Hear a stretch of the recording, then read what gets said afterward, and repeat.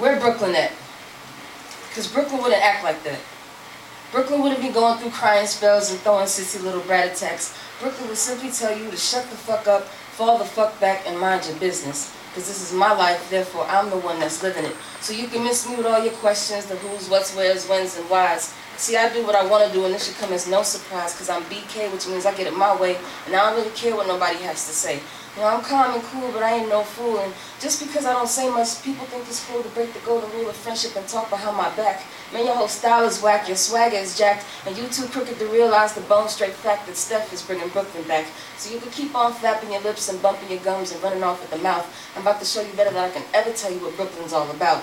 And I'm not threatening violence or bodily harm, because I'm a lover, not a fighter, but I will bust your ass with my Brooklyn charm. I got a shorty on my arm and she don't want no relationship. No problem. Brooklyn ain't gonna trip, because if friends with benefits is what she wants, then friends with benefits is what the fuck she gonna get. And folks asking her why she let the poet hit it. They just mad because they ain't get it. But if you really want to know, I got it because she liked the way that I spit it, and how my words are so sick with it, and how I'm blessed even without sneezing. Because no matter how life's trials and tribulations get you down, Brooklyn says, fuck all that, homie, you still breathing. See, Brooklyn is my voice of reason.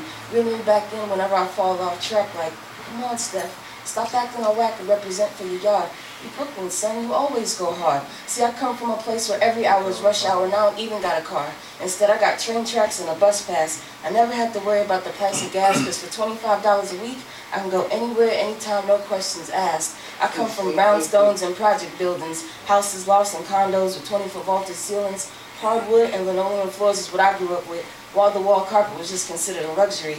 Although it probably would have been one of the best things to have those nights that I fell out the bed and bumped my head. I had no front yard and no back. I had no front lawn and no backyard. Instead, my playgrounds were cement floors and concrete walls where I mastered my skills in skelly and handball. No central air thermostat to control the heating. You see, my world was determined by the super of the building. And if he felt like being cheap and stingy with the heat, no problem. I just double up on the socks and sleep in that one shirt, maybe three. But hey, that's New York, and that place is always going to be home to me. And no matter how many times I moved away, I always ended up right back. Like a fiend to the drug, New York is my crack, and there's no rehab that could cure my addiction to that.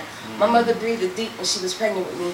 My amniotic sac was filled with NYC, no stems, no seeds, satisfaction guaranteed to give you exactly what you need, whether you take it to the head or with a needle intravenously. Because I Gatorade is in me. See, I'm every bit of the city that doesn't sleep. But there's always something to do and always something to see, like Showtime at the Apollo on 125th Street. I'm the home of the real Penn Station in Grand Central. I'm the hustle and bustle of the New York City Shuffle. I'm the Yankees, the Mets, the Giants, and the Jets. I'm the history of the Garden and the legacy of Arthur Ashe, home of the U.S. Open, and where the hearts of the U.S. was ripped open by those planes that crashed. See, I'm the memory of the World Trade, and I survived the blackout of '03. I'm a Brooklyn bridge that I had to walk across to get to my house from 34th Street. And I remember that day like it was yesterday. The whole thing was whack. I admit I was scared because I thought we were under another attack, and I just couldn't believe that my whole city had faded to black like that. And there was no TV or news crew to tell me any different. But when the lights came back on, what's the first thing I did? I fired up the stove for some arroz con pollo. That's Spanish for chicken and rice. See, I'm the deep-rooted culture of Carnival and the Labor Day parade.